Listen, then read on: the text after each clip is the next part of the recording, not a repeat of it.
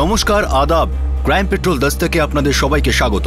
আজ আমরা আপনাদের দেখাচ্ছি পাঞ্জাবের সংগরুর জেলায় অবস্থিত খঞ্জলা গ্রামে ঘটে যাওয়া একটি হত্যাকাণ্ডের দ্বিতীয় তথা শেষ ভাগ। খঞ্জলা গ্রামের মুদিমালের আড়তদার বলরাজ সিং এর বাড়িতে কাজের লোক গুরনাম সিং এর হত্যা হয়ে গিয়েছিল।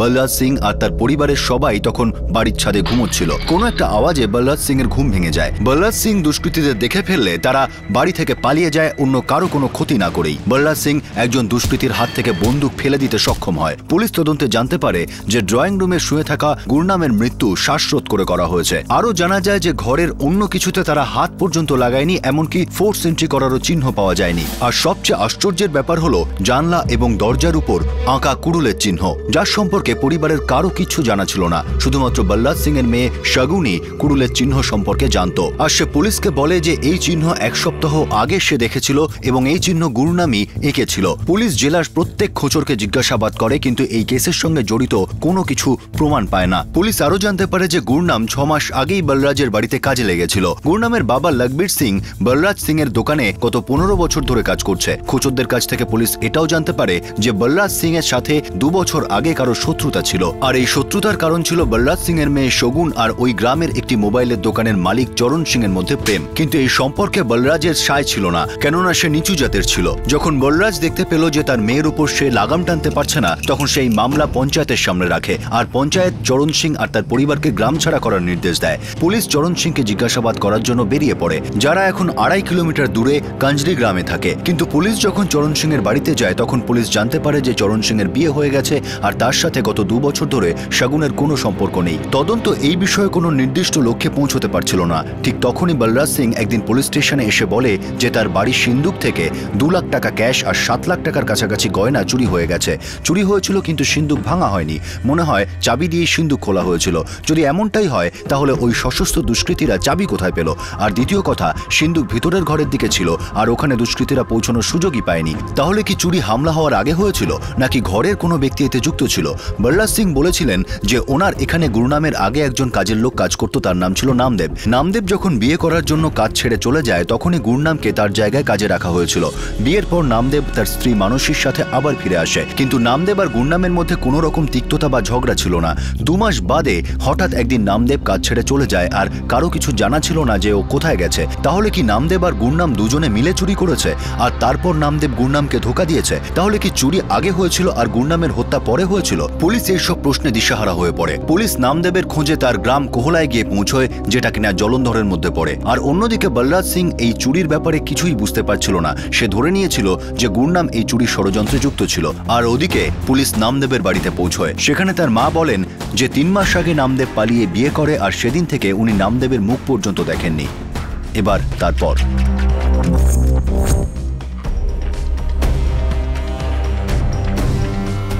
একটা খুনের মামলায় নামদেবকে সন্দেহ করা হচ্ছে। ভালো হবে ওর ফোন এলে সবার আগে আপনি আমাদের জানাবেন। এটা ওর জন্যও ভালো, আপনাদের জন্য।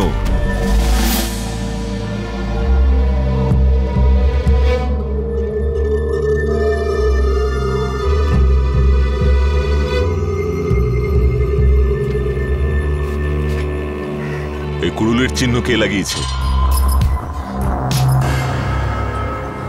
নামদেব।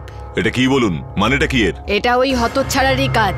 ওই মানুষীকে বিয়ে করার জন্য না জানি পাগলের মতো কি না কি সব কাজ করেছে। মাথা খারাপ করে দিয়েছে ওই মেয়েটা, সর্বনাশ করে দিয়েছে আমার ছেলেটা। মানুষীর পরিবার কোথায় থাকে? এই গ্রামে। ঠিকানা কি?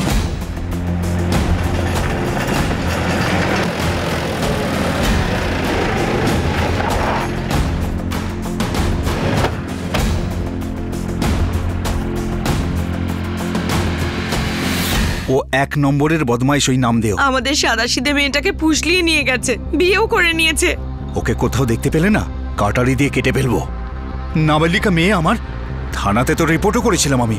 নামদেবের বাড়ির বাইরে আমরা কুড়ুলের চিহ্ন পেয়েছি। আপনারা কিছু জানেন এর ব্যাপারে? সেটা তো ওই জানোয়ারটাই জানে। জানি না কি সব তুকতাক করে ও 1 নম্বরের বদমাইশ। জানি না আরো কতজনকে ফাঁসিয়েছে। প্রদীপ, নামদেবের বাড়ির বাইরে কুড়ুলের চিহ্ন দেখে এটা তো পরিষ্কার যে এই কেসটার সঙ্গে নামদেবের কোনো না কোনো ভাবে যোগ আছে। তাহলে তো নামদেব আর গুরনামের মধ্যে কোনো না কোনো কানেকশন থাকবেই। বলরাজ সিং এর মেয়ে বলেছিল ওই চিহ্নটা গুরনাম করেছে। হয়তো দুজনে মিলে কোনো প্ল্যান করেছিল। আর ওরা তো একই বাড়িতে 2 মাস ধরে একসঙ্গে কাজ করছিল। নামদেব ডাবল ক্রস করেছে গুরনামকে। গুরনামের খুন কেন হলো? এই কুড়ুলের মানেটা কি এটা সবই জানা যাবে নামদেবকে হাতে পেলেই। কোলা পুলিশ স্টেশনে ওর নামে মামলা রয়েছে। আগে কোলা থানায় যাই, জিজ্ঞেস করি যে ওরা নামদেবকে খুঁজতে কত দূরে গিয়েছে। চলো। হ্যাঁ স্যার।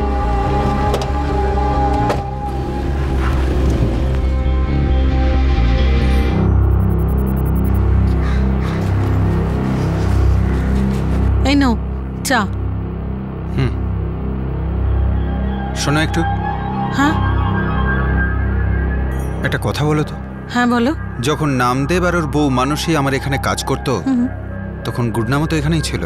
হ্যাঁ হ্যাঁ। ওই দুজনের মধ্যে কোনো শত্রুতা ছিল না তো?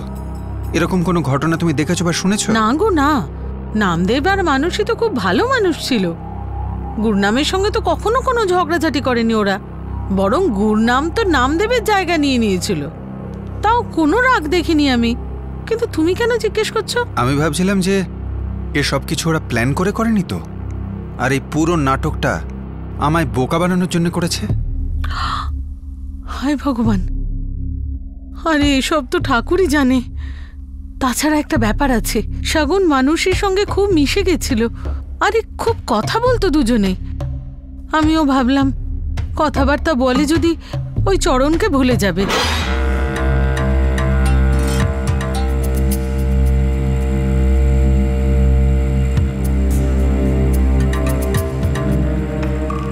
আচ্ছা, এরকম কিছু নেই তো যেটা তুমিও জানো না আমিও জানি না?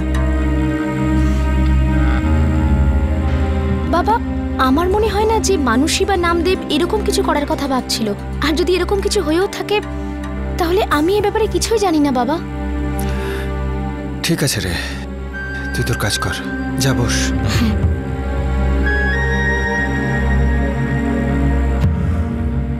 শোন মা। হ্যাঁ বাবা। তুই দেখে নিস, আমি তোর জন্য একটা চমৎকার পাত্র আনবো। তোর বাবার উপর ভরসা রাখ। ওই চরণের কি ছিল? ভালো ঘর, ভালো ছেলে, একটা ভালো পরিবারে পড়লে তোর জীবনটাই অন্যরকম হয়ে যাবে। দেখ মা, আমি জানি তুই আমার উপর রেগে আছিস, কিন্তু কিছু নিয়ম কানুন তো মানতে হয় মা। কেননা আমাদের তো এদের সাথেই থাকতে হবে রে, তাই না মা?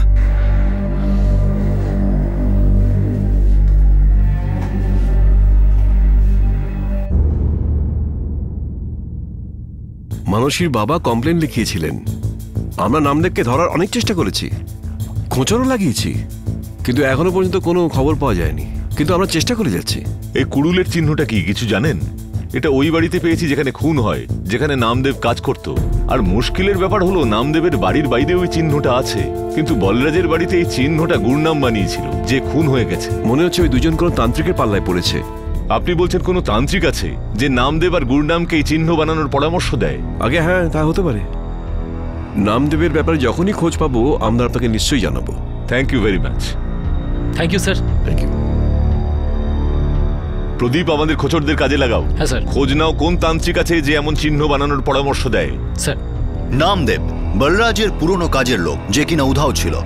তার বিরুদ্ধে আগে থেকেই একটি নাবালিকাকে ভাগিয়ে নিয়ে যাওয়ার কেস দায়ের ছিল, আর এখন গুরনামের খুনের সন্দেহের তীরও নামদেবের উপর এসে বিঁধেছিল, কিন্তু কোথাও তার কোনো খোঁজ পাওয়া যাচ্ছিল না। নামদেব ছাড়াও এই কেসে আরও একটি রহস্যজনক জিনিস ছিল, সেটা হলো এই কুড়ুলের চিহ্ন। এই কুড়ুলের চিহ্নই এখন নামদেবের কাছে যাওয়ার একমাত্র রাস্তা।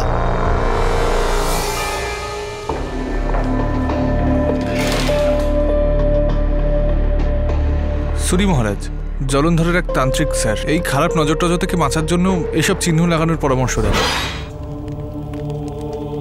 স্বাহা স্বাহা।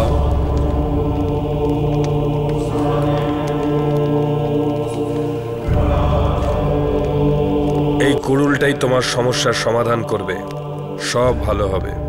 তোমার মনের মানুষের সাথেই তোমার বিয়ে হবে। দরজার উপরে, জানলার উপরে এই কুড়ুলটা এঁকে দেবে, সব খারাপ দিন চলে যাবে। 1 নম্বরের ভণ্ড স্যার। 1 বছর আগে জলন্ধরের পুলিশ ওকে তুলে নিয়ে গিয়েছিল, জামিন পাওয়ার পরেই পালিয়ে যায়। কিছু জানিস কোথায় এখনো? জানি না স্যার, আন্ডারগ্রাউন্ড। শুনেছি ওর বাবাগিরি এখনো পর্যন্ত চলছে।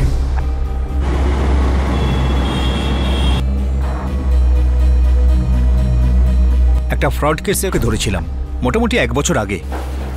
জামিন পাওয়ার পরেও গা ঢাকা দেয়। শুনেছি ওর কাজকর্ম এখনো চলছে। জানি স্যার, এইসব লোকেরা সময়ে সময়ে ঠিকানা বদল করে। আমরাও চারিদিকে জাল ছড়িয়ে রেখেছি, কখনো তো ফাঁসবেই। ইন্সপেক্টর যেভাবেই হোক ওকে ধরতে হবে। কাজ লাগায়ের মার্ডার কেসে ওই সূত্র দিতে পারে। আর আমার স্থির বিশ্বাস নামদেবের সঙ্গে এই সুরি মহারাজের কোনো যোগ আছে। আর সুরি মহারাজের কিছু বিশেষ এজেন্টদের সাথে যোগাযোগ আছে, যারা ক্লায়েন্টদের খুঁজে বার করে ওর কাছে পৌঁছে দেয়। কোনো এজেন্টকে ধরে ওর কাছে পৌঁছানো যায়। আমিও এ ব্যাপারে খোঁজখবর চালিয়ে যাচ্ছি।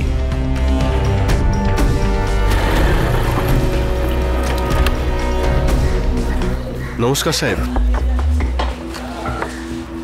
বলো সাহেব, সুরি মহারাজ কোথায় এটা আমার জানা নেই, কিন্তু এই আশেপাশেই কোথাও থাকবে। হ্যাঁ, ওর একটা এজেন্টকে আমি চিনি, জগৎ নারায়ণ। এমনিতে তো অনেক চেলাচামুন্ড আছে যারা সুরির জন্য কাজ করে, কিন্তু জগৎ এর মধ্যে জড়িত আছে সেটা কনফার্ম। এই এজেন্টরা কি করে কাজ করে? যদি কেউ কোনো সমস্যায় থাকে আর এদের সঙ্গে দেখা হয়, তাহলে ওরা তাকে পটিয়ে নেয় আর তাকে বলে যে সুরি মহারাজের কাছে যাও, প্রত্যেক সমস্যার সমাধান পাবে। আর তারপর তাকে নিয়েও যায়, আর তারপর ওখানে গিয়ে তাকে কিছু উল্টোপাল্টা নিয়মও বলে দেয়। আর এই পূজা বা যজ্ঞর নাম করে লোকেদের কাছ থেকে অনেক টাকা নেয়। আর স্যার, সুরি ও সমস্ত কাজগুলো নিজের ডেরাতে লুকিয়ে লুকিয়ে করে। ইঁদুরকে গর্ত থেকে বার করতে গেলে তাকে খাবার দেখাতেই হবে। এমন একজন লোক জোগাড় করো যে ভালো অ্যাক্টিং করতে পারে। এমনই অভিনয় করবে সে যেন জীবনে খুব সমস্যায় আছে। তারপর জগৎ নারায়ণের সাথে দেখা করিয়ে দাও। একবার যদি জগৎ ফেঁসে যায় না, তারপর সুরি পর্যন্ত পৌঁছানো ব্যাপারই নয়।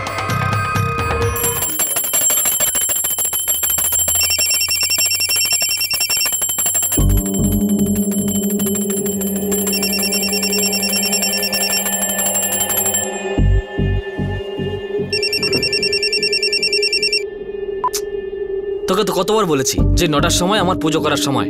এই সময় তোর ফোন করার কি আছে বলতো? জগৎ ভাই, একটা পার্টি আছে। কোন পার্টি? আরে ওই তো, যে নিজের সমস্যা থেকে মুক্তি পেতে চায়।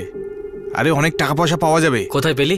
লুধিয়ানা রোডের পাশে ওই বারটাই। এক বন্ধুকে নিজের দুঃখের গল্প বলছিল, ব্যাস বাইরে বেরোতেই এমন টুপি পরালাম, পটে গেল। সালা কপাল পুরো পুড়ে গেছে আমার। আরে আমি তো তোকে বলেইছিলাম আগে, এইসব ব্যবসায় টাকা পয়সা ঢালিস না। লাগিয়ে ফেলেছি, এখন লুটে গেছি, বরবাদ হয়ে গেছি ভাই। চোরের মতো বাড়ির বাইরে ঘুরে বেড়াচ্ছি। ওদিকে লেনদার বউ ছেলে মেয়েদের নিয়ে টানটানি করছে, আর ভাই ফোনটা বন্ধ করে রাখতে হচ্ছে। কিচ্ছু বুঝতে পারছি না কি করবো। আরে তোর সময়টা খারাপ যাচ্ছে, রোশান্তির পুজোতে সব ঠিক হয়ে যাবে। তুই না ঠিক বলেছিস, আমার না সময় খারাপ যাচ্ছে। আমার মনে হয় ভাই কারো নজর লেগেছে। আগে লাখ লাখ টাকা ছিল রে আমার, আর এখন আমার কাছে শুধু 1 লাখ টাকা আছে। তাও ভাগ্য ভালো যে আমি ব্যাংক থেকে বের করে নিয়েছিলাম, না হলে ব্যাংক ওই টাকাও নিয়ে নিত। চল তোকে বাইকে করে ছেড়ে দিয়ে আসি। না রে ভাই, আমি হেঁটেই যাব। এমনিতেও বাড়ি পৌঁছে আর কি কাজ আছে বল? বউয়ের গালাগালি শোনা ছাড়া আর কি শুনবো বল? তুই যা, আমি যাই। খারাপ সময় কেটে যেতে পারে, সুদিন আসতেও পারে, কিন্তু আরে মশাই, সমস্ত মুশকিল আসান হতে পারে। লাখ টাকা 10 লাখ হতে পারে, ভাগ্য আবার প্রসন্ন হতে পারে। ওই তুই কে রে? আমার বিজু নিয়েছিস কেন? পটিয়ে ফেলেছি ওকে, 1 লাখ টাকা আছে ওর কাছে। পার্টি ঠিক আছে তো? কোনো ক্যাজেরা নেই তো? আরে না জগৎ ভাই, বেচারা একদম অসহায়। ঠিক আছে, হাইওয়েতে নিয়ে আয় কালকে। কটার সময়? 2টোর সময় নিয়ে আয়। হ্যাঁ ঠিক আছে, এগুলো ভেতরে রেখে দে। সাহেব, সাহেব, কোনো খবর পেলেন পুলিশের কাছ থেকে যে আমার ছেলেকে কে মেরেছে? না রে লেকবীর, এখনো চেষ্টা চলছে। ওরা তো বলছে কোনো তান্ত্রিক ফান্ত্রিকের চক্কর আছে। আমি তো নিজেই বুঝতে পারছি না যে কে ঠিক আর কে ভুল। আমি জানি আপনি ভাবছেন আমার ছেলে জড়িত এর সঙ্গে। আমার মন বলছে আমার ছেলে কখনো এসব করতে পারে না। নিশ্চয়ই কেউ ওকে ভুল পথে চালিত করেছে, ওকে ফাঁসিয়েছে।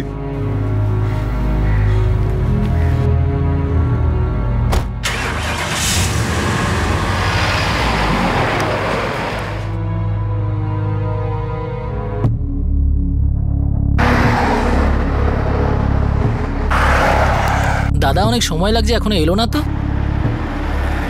আরে ওই তো এসে গেছে। নমস্কার ভাই।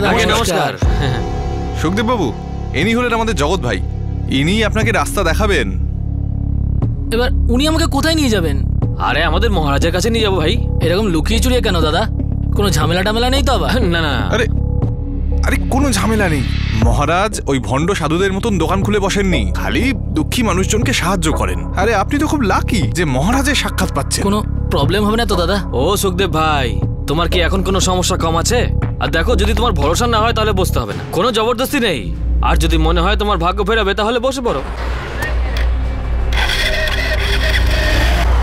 ঠিক আছে ঠিক আছে, তুমি টেনশন নিও না, বসে পড়ো চুপ করে। সাবধানে যাবেন। হ্যাঁ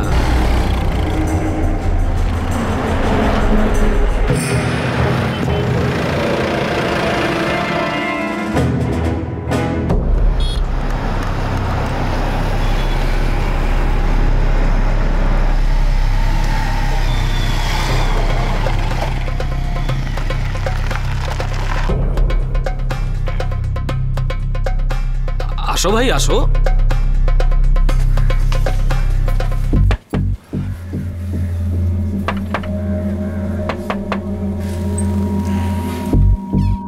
বাবা এসো। নতুন কারবার শুরু করেছিলে, অনেক লোকসান হয়েছে। হ্যাঁ মহারাজ। কাল সারা রাত তোমার সমস্যার জন্যই ধ্যান করেছি আমি। মহারাজ ধ্যান করেছেন? ধ্যান করলে তবেই তো ভগবান পথ দেখান, ধ্যান করলে তবেই সমস্যার সমাধান পাওয়া যায়। মহারাজ আমার সমস্যার সমাধান কবে হবে মহারাজ? তাড়াতাড়ি হবে। হ্যাঁ, সমস্ত সমস্যার সমাধান এবার আমি করব সুরি মহারাজ।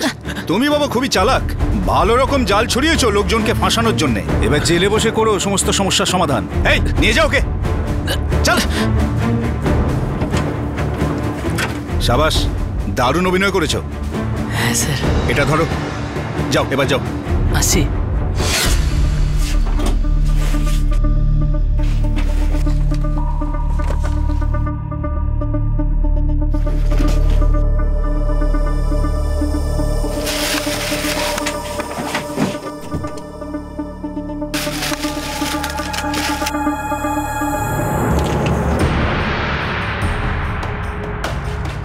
স্যার এই দেখুন।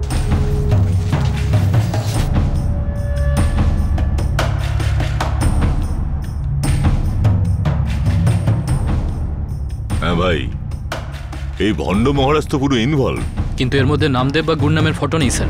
ওর খবরটাও আমি পেয়ে যাব, কিন্তু একটা ব্যাপার পরিষ্কার, এটা শুধুমাত্র ডাকাতি আর মার্ডার কেসের ব্যাপার নয়, অবশ্যই বড় ব্যাপার আছে। জলন্ধরে ধরা পড়া তান্ত্রিকের থেকে এই কেসের প্রথম প্রমাণ পাওয়া গেল। সংরুর জেলার খঞ্জলা গ্রামের বলরাজ সিং এর কাজের লোক গুরনামকে হত্যা করা হয়েছিল। সুরি মহারাজের কাছে বলরাজ সিং, তার স্ত্রী জসপ্রীত, মেয়ে শগুন, ছেলে মন্টি আর ওই চরণ সিং এর ছবিও পাওয়া যায়, যার সাথে শগুন প্রেম করত। এই ছবিগুলি ওর কাছে আসলো কিভাবে? ষড়যন্ত্রটা আসলে কি ছিল? তাড়াতাড়ি বল ঘটনাটা কি, নইলে হোমকুণ্ডে তোকে আহুতি দেব। আমি জানি না কি ঘটনা ঘটেছে, আমি কোনো খুনের সাথে যুক্ত নই। আমি তো গুরু। এ গুরু, এখানে কিন্তু আমি তোর গুরু, বুঝলি? মুখটা খোল, না হলে তোর বাবাগিরি ঘোচানোর গুরু মন্ত্র আমার কাছেই আছে। এই ফটোগুলো নিয়ে কি করছিলি তুই?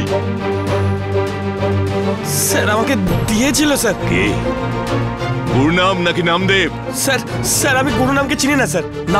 নামদেব ওকে নিয়ে এসেছিল, ও ফটো নিয়ে এসেছিল। নিয়ে এসেছিল? কে নিয়ে এসেছিল? শগুন কর, বলরাজ বাবুর মেয়ে। শগুন, কিরে কেন করলি তুই এইসব? কেন?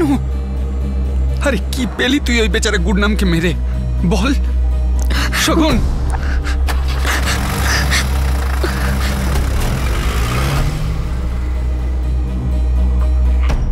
সাহেব চলো। সাহেব কে নামদেব? কে গুরুজি? আমি তো চলো, একে নিয়ে চলো, গাড়িতে ঢোকাও। চিনি না স্যার। স্যার ছেড়ে দিন স্যার। স্যার আমি জানি না স্যার, ভগবানের দিব্যি।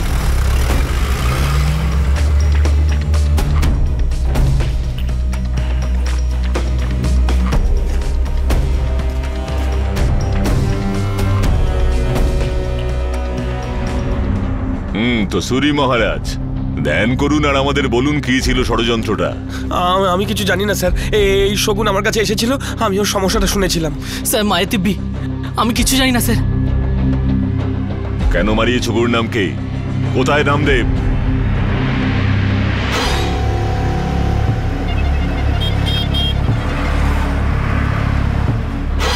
নামদেব আর স্ত্রী মানুষী আমার অবস্থাটা জানতো। মানুষীকে আমি আমার মনের সমস্ত যন্ত্রণার কথা বলতাম, ও আমার কষ্টটা বুঝতো। তুই যাকে ভালোবাসিস না তাকে বিয়ে করলে তুই ভালো থাকবি, আমি পারবো না ওকে বিয়ে করতে। মা বাবা এটা কখনোই মেনে নেবেন না। ওনারা তো এটা চান না যে আমি আমার জীবনে সুখী হই। ওনাদের কাছে তো আমি শুধু একটা কাঠের পুতুলের মতো। ওনাদের যখন ইচ্ছে হবে ওনাদের মতো করে আমাকে নাচাবেন, যাতে সমাজে ওনাদের সম্মান বজায় থাকে। আমাকে কুয়োতে ফেলে দিতেও ওনাদের একবারও হাত কাঁপবে না। আমার কথা একটুও ভাবেন না। যদি ওনারা তোর কথা না ভাবেন তাহলে তুই কেন ওনাদের কথা ভাবছিস? শাগুন, তুই চাইলেই এটা আটকাতে পারবি।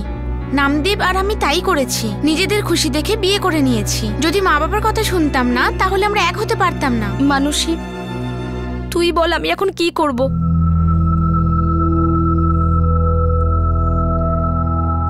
দেখ শগুন, আমি খুব ভালো করেই জানি যে তুই চরণকে খুব ভালোবাসতিস আর এখনো বাসিস। কিন্তু শগুন, ভালোবাসা বলিদান চায়, এই সব কিছু এত সহজ নয়। আমি সবকিছু করতে রাজি আছি, আমি চরণকে ছাড়া বাঁচতে পারবো না নামদেব। কিন্তু শগুন, না ওর জাত বদলানো সম্ভব, না তোর জাত, আর না আমাদের সাহেবের ধারণা বদলে যাবে। দেখ শগুন, ভালো এটাই হবে যে তুই চরণকে ভুলে যা। ভোলাটা অত সহজ নয় নামদেব। চরণের বিয়ে হয়ে গেছে অন্য একজনের সাথে, কিন্তু ও এখনো আমাকে ভুলতে পারিনি। আমি জানি যে ও ভালো নেই, ও আজও আমাকেই ভালোবাসে নামদেব, কিন্তু ও অপারক। ও ওই মেয়েটাকে ভালোবাসে না। এই কথাটা ও তোকে বলেছে? তুই তো ভালো করে জানিস তোর বাবা মা কেউ রাজি হবে না। যদি ওনারা রাজি হয়ে যান তো তুই বিয়ে করবি তো আমায় চরণ? সবকিছু ছেড়ে ছুড়ে দিয়ে তোর কাছে চলে আসবো। তোকে ছাড়া না আমি এতদিন ভালো ছিলাম, আর না আমি থাকতে পারবো। ঠিক আছে, এবার আমরা একসাথেই বাঁচবো, আমি কথা দিচ্ছি তোকে। ওরা আমাদের মতো এক হতে পারে নামদেব, তুমি কিছু করো না। শগুন, তুই বল, তুই কি তোর ভালোবাসার সঙ্গে সারা জীবন থাকতে চাস? জীবন দিয়ে দেব, তার বদলে যদি আমি চরণকে পাই আমি তাতেও রাজি।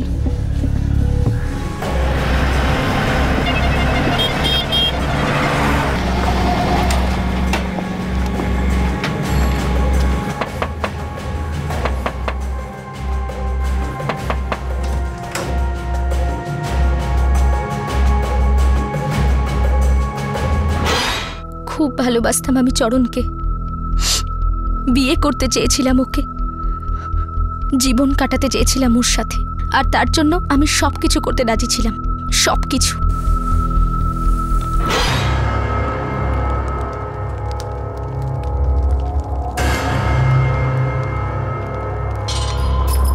আমাকে বলো যে সে কে যাকে তুমি ভালোবাসো, আর এটাও বলো যে তোমাদের ভালোবাসার শত্রু কে। আমাকে তন্ত্র মন্ত্র করে সব শক্তিগুলোকে জাগাতে হবে, একটা মহাযজ্ঞ করতে হবে, কিন্তু মহাযজ্ঞের জিনিসপত্র খুব দামি। কত খরচ হবে বাবা? প্রায় 1.5 লক্ষ টাকা।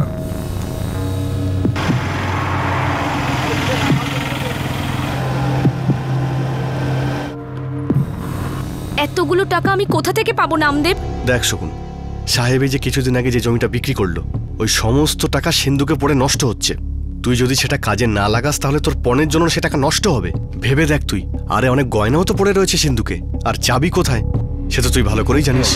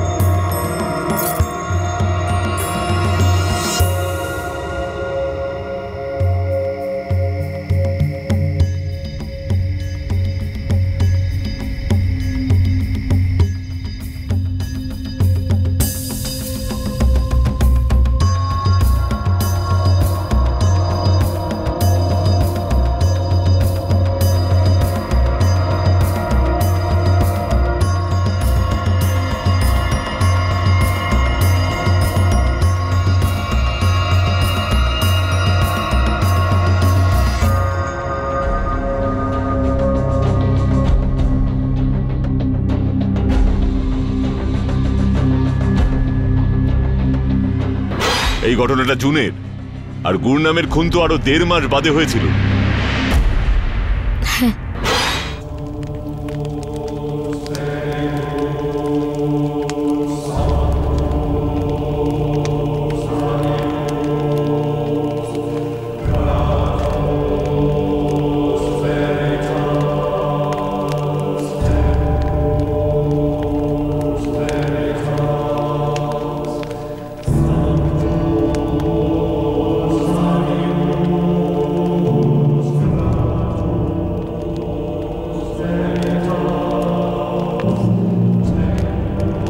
কুড়ুলটাই তোমার সমস্যার সমাধান করবে, সব ভালো হবে।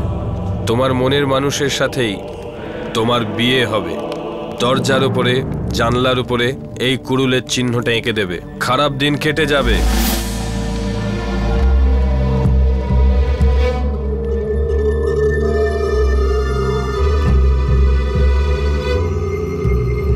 আরে এইটা কি শকুন দিদি?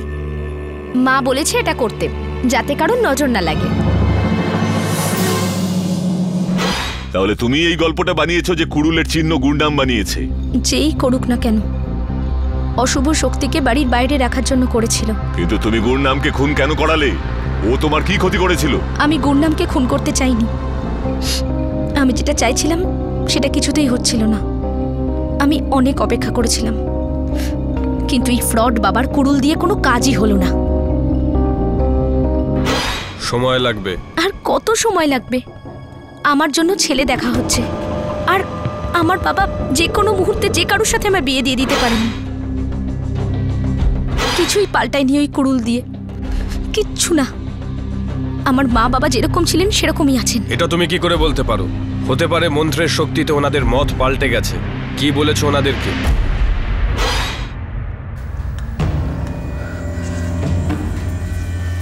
কি বলছিস কি তুই? তুই এখন ওই চরণের পিছনে পড়ে আছিস? লজ্জা করে না তোর? সেই ছেলেকে বিয়ে করে কি লাভ, যাকে আমি ভালোই বাসি না? আমাকে আমার জীবনটা বাঁচতে দাও মা। কেন আমি চরণকে বিয়ে করতে পারবো না? ও আজও আমাকে বিয়ে করার জন্য রাজি মা। ও নিজের বিয়ে নিয়ে অসুখী মা। তুমি আর বাবা যে ছেলেকে আমার জন্য ঠিক করবে, আমি তার সঙ্গে সুখী হব না মা। কেন চারটে মানুষের জীবন নষ্ট করছো মা? এর থেকে ভালো দুটো মানুষকে এক করে দাও। আমাকে যা বলেছিস বলেছিস। তোর বাবাকে যেন এসব বলিস না, না হলে তোকেও মেরে ফেলবে আর তোর ওই চরণকেও। চরণের নাম আবার যদি আমি শুনতে পাই না এই বাড়িতে, আমি তোর বাবাকে বলে দেবো। কান খুলে শুনে রাখ। চরণ, তুই আমাকে বিয়ে করবি তো? কতবার তোকে বলেছি শাগুন, যদি তোর বাবা মা রাজি হয়ে যান তোর কাছে ছুটে চলে আসবো আমি। আর যদি ওনারা না মানেন তো? কি শাগুন, ওনাদের ইচ্ছার বিরুদ্ধে কিচ্ছু করা যাবে না। আর যদি করতে চাই না, তখন আমাকে তো মারবেই, তোকেও মারবে। তুই সেটা নিয়ে চিন্তা করিস না, শুধু আমার কথার উত্তর দে। তুই আমার উত্তরটা জানিস শাগুন। তুই তুই আমার জীবন, আর আর আমি তোর সাথে সারা জীবন থাকবো। গত 2 বছর তোমরা একে অন্যের সঙ্গে ফোনের টাচে ছিলে। চরণ গ্রাম ছাড়ার আগে আমাকে একটা মোবাইল দিয়েছিল, শুধু ওর সাথে কথা বলার জন্য। স্যার, এটা সত্যি যে আমি ফোন দিয়েছিলাম, কিন্তু সাহেব আমরা শুধু ফোনেই কথা বলতাম। আমি এই মার্ডার আর চুরি ব্যাপারে কিচ্ছু জানতাম না। আমার জানা ছিল না যে ওর ওর মাথায় খুন চেপে গেছে। আর সাহেব আমি জানতাম না যে ও গুন্ডামের খুন করাবে। আমি তো গুন্ডামকে দেখিনি পর্যন্ত। ওয়েলকাম টু বিটেন world. How may I assist you? নতুন ফ্ল্যাটের জন্য একটা স্ট্যান্ড ফ্যান আর কুলার নেব। এই পচা গরম থেকে একটু স্বস্তি চাই। বাজার চলতে সব ব্র্যান্ড আর ভরসাযোগ্য নয়। তার জন্য তো আমাদের ফ্যান আছে, all purpose bullet table fan, ceiling fan. আমাদের সিলিং ফ্যান কিন্তু 30 মাসের ওয়ারেন্টি সহ পাওয়া যায়। আছে ফারাটা 2 বছরের ওয়ারেন্টি, 17 থেকে 20 মিটার এয়ার ফ্লো। মধ্যবিত্তের সাধ্যের মধ্যে একমাত্র ভরসাযোগ্য ব্র্যান্ড বিটেন। আমাদের কুলারের কিন্তু অনেক range, 45 litres, 50 litres, 70 litres, 90 litres, 110 litres. Honeycomb সহযোগে বিটেনের সব কুলারের ওয়ারেন্টি 1 বছর। চেনা হাওয়ায় অচেনা অনুভূতির জন্য একমাত্র আদর্শ বিটেন। গরমে স্বস্তি পেতে বিটেনের ফ্যান হোক বা কুলার, আজই আনুন বাড়িতে। Beaten, digitally yours.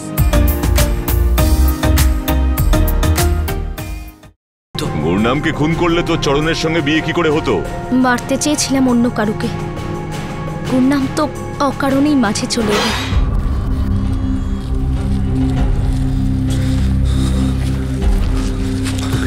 শোন, এখন আমি আর তোর জন্য কিচ্ছু করতে পারবো না।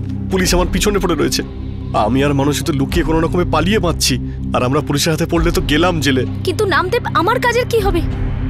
যদি তুমি আমার সাহায্য না করতে পারো, তাহলে অন্তত এমন কারোর নাম বলো যে আমাকে এই কাজে সাহায্য করতে পারবে। ঠিক আছে, আমাকে একটু টাইম দে।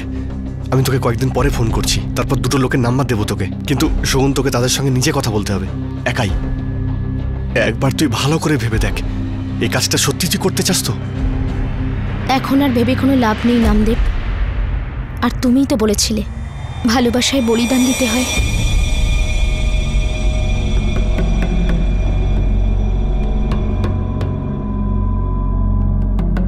আরে ম্যাডাম, এটা তো গয়না এনেছেন। ম্যাডাম, এইসব কাজের জন্য না ক্যাশ লাগে, ক্যাশ। 5 লাখ লাগবে। আরে 3টে লোককে ওড়াতে হবে, এটা কি মজা নাকি? নগদ নেই আমার কাছে, তুমি গয়নাগুলো বেচে দিও। আপনি রাখুন তো, আপনার গয়না আপনার কাছে রাখুন। পাগল ভেবেছেন আমাদের? আরে এই গয়না বেচতে যাব আর পুলিশ এসে ধরবে আমাদের। একটা কাজ করো, তুমি গয়নাগুলো রেখে দাও। আর তাছাড়া টাকা পয়সা সম্পত্তি এসব আমার নামেই তো হবে। কাজ হয়ে যাওয়ার পরই আমি নগদ দিয়ে দেবো, ততক্ষণ তুমি এটাকে বন্ধক রাখো। কাজ আজ রাতেই করতে হবে। আমি দরজা খুলে রাখবো। বাড়িতে একজন কাজের লোক আছে যে ড্রয়িং রুমে ঘুমোয়। তোমরা কোনো শব্দ না করে সোজা ছাদে চলে আসবে। আমরা সবাই ছাদেই ঘুমোই। শগুনি তার পুরো পরিবারকে হত্যা ষড়যন্ত্র করেছিল, কেননা সে তার প্রেমিক চরণ সিং এর সঙ্গে বিয়ে করে বাকি জীবনটা কাটাতে চেয়েছিল। শগুন খুব চালাকির সঙ্গে প্ল্যানটা করেছিল, কিন্তু প্রথম চেষ্টাই ব্যর্থ হয়ে গেল।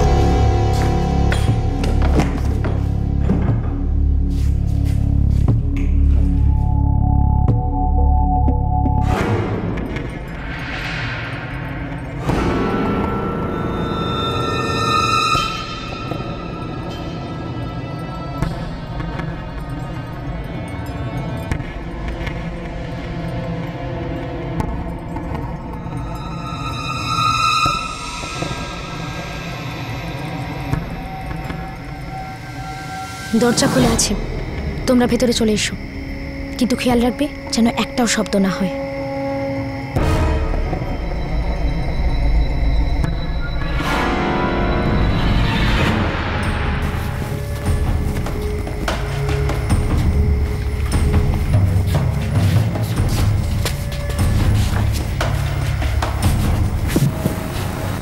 আরে ও তো বললো দরজা খোলা আছে, কিন্তু তো বন্ধ। চল এখান থেকে, চল।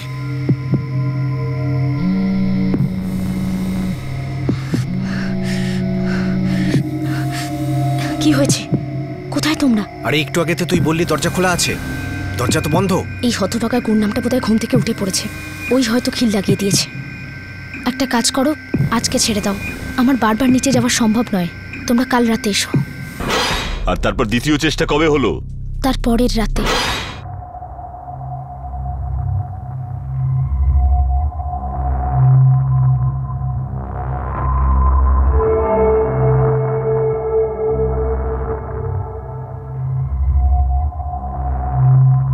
রাস্তা পরিষ্কার, খেয়াল রেখো যেন একটুও শব্দ না হয়।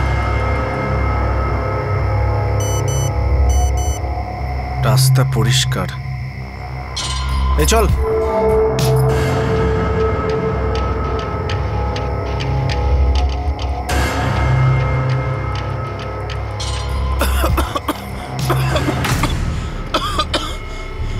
কি হয়েছে বাবা? কিরে মন্টি? হে ভগবান, কি হলো তোর মন্টি? এনে জল খা।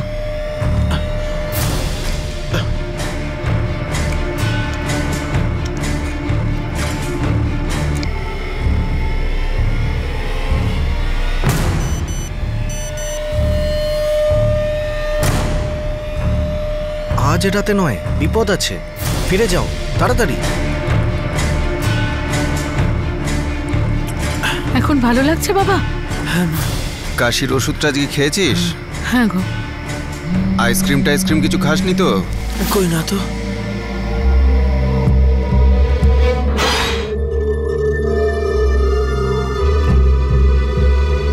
আর শেষে 29শে জুলাই ওরা বাড়িতে ঢুকতে পারলো, তাই তো?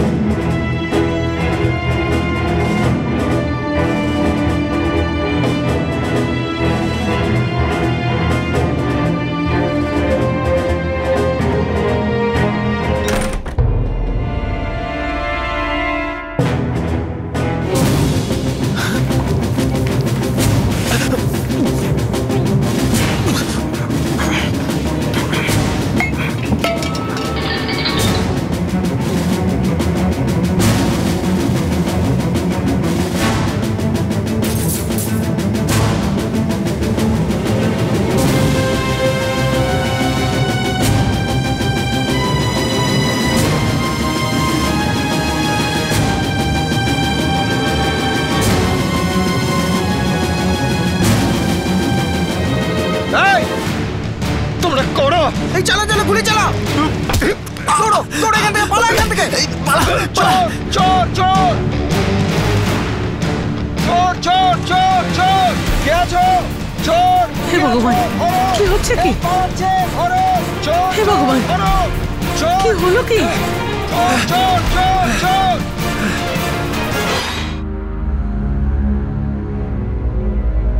এত বড় ষড়যন্ত্র করেছিলে যাতে তুমি পরিবারের হাত থেকে নিষ্কৃতি পাও।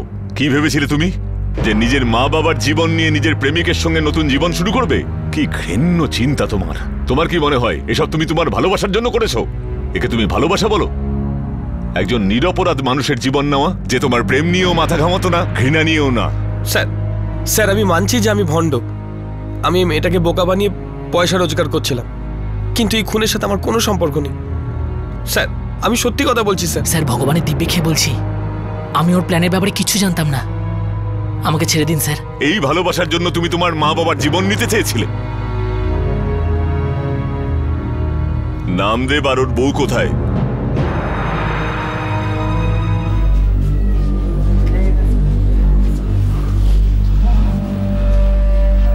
ও এত ঘৃণা করতো আমাদের,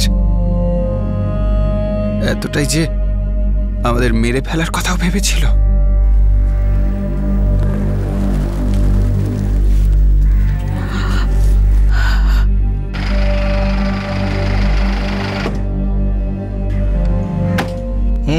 আর ওদিকের ওই বস্তাটা? লাখিয়া। হ্যাঁ সাহেব। শোন, তোর ছেলে গুডনাম নির্দোষ ছিল, খুব সৎ ছিল। ওকে ওকে অকারণে মরতে হলো। দোস্ত আমার রক্তে ছিল। আমায় ক্ষমা করে দে, আমায় মাফ করে দে রে। এরকম বলবেন না সাহেব, এরকম বলবেন না।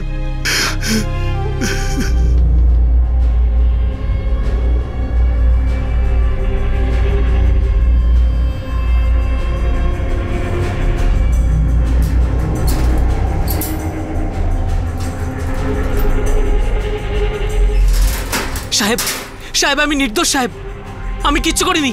ভগবানের দিব্যে খাচ্ছি। গুরনামের খুনে আমার কোনো হাত নেই সাহেব। আমি শাগুনকে বিয়ে করতে চাইতাম, কিন্তু কিন্তু সাহেব এভাবে যাবেন না। সাহেব আমি নির্দোষ, আমি কিচ্ছু করিনি সাহেব।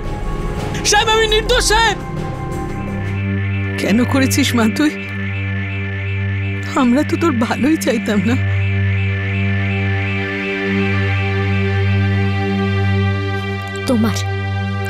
তোমাদের দুজনের শুধু নিজের সম্মান আর নিজেদের নামের চিন্তা ছিল। তোমার বাবার, মন্টির, তোমাদের কাছে শুধু বংশের সম্মানটাই বড় ছিল। আমার ভালোবাসা, আমার কষ্ট, আমার জীবনের কথা কেউ ভাবেইনি। না, হ্যাঁ হ্যাঁ আমি খারাপ, একটাই খারাপ কাজ করেছি, একটাই ভুল করে ফেলেছি, যে আমি আমার থেকে নিচু জাতের একটা ছেলেকে ভালোবেসেছি, জীবন কাটাতে চেয়েছিলাম ওর সাথে। এটাই ভুল ছিল আমার। আমি ভুল, আমি খারাপ।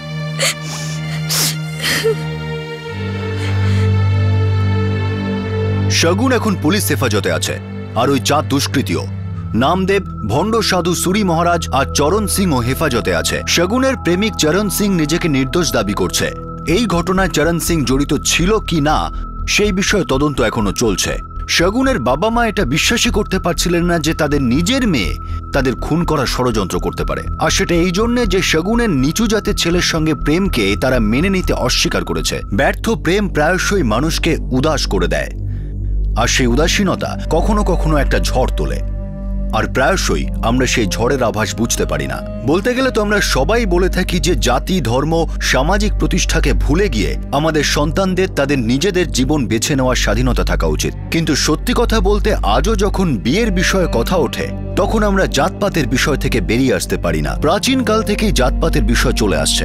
উন্নয়ন, প্রগতি, চেতনার এর ওপর কোনো প্রভাব পড়েনি। বহু বছর ধরেই আমরা এই রীতিরেওয়াজ আর মধ্যযুগীয় প্রথায় আবদ্ধ। কিন্তু যারা ভালোবাসে তারা সমাজের বাধায় আবদ্ধ থাকে না, তারা প্রতিবাদ করে।